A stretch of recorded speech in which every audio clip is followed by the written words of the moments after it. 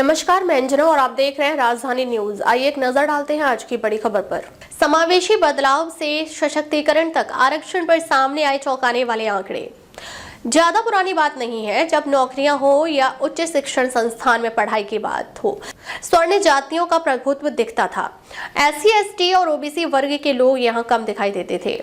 1990 में आर्थिक उदारीकरण की शुरुआत के साथ नीतिगत स्तर पर इस बात की जरूरत महसूस हो गई कि देश की विकास यात्रा में समाज के सभी वर्गों की भागीदारी होनी चाहिए। इसी सोच के साथ SC, ST और OBC वर्ग को नौकरियों के साथ उच्च शिक्षण संस्थानों में प्रवेश में भी आरक्षण का प्रावधान किया गया। IIM उदयपुर में हुई स्टडी, समय के साथ इसके सकारात्मक नतीजे सामने आए हैं। IIM उदयपुर के एक अध्ययन में पता चला है कि उच्च शिक्षण संस्थानों में नामांकन के मोर्चे पर आरक्षित वर्ग के छात्रों ने सामान्य वर्ग को बड़े अंतर से पीछे छोड़ दिया है। आरक्षित वर्ग के छात्रों की संख्या बढ़कर 60.8% हो गई है।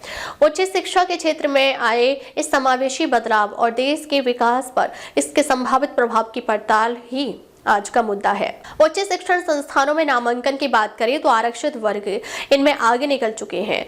आंकड़ों के अनुसार उच्च शिक्षण संस्थानों में सामान्य वर्ग के अभ्यर्थी 39.2% है, तो SC, ST और OBC वर्ग के अभ्यर्थियों की संख्या 60.8% हो गई है। इसके अलावा कैटेगरी के हिसाब से भी नामांकन में बदलाव देखने को मिला है। 2010-11 में सामान्य वर्ग के 56.9% अभ्यर्थियों का नामांकन हुआ था, जो 2022-23 में घटकर 39.2% हो गया है।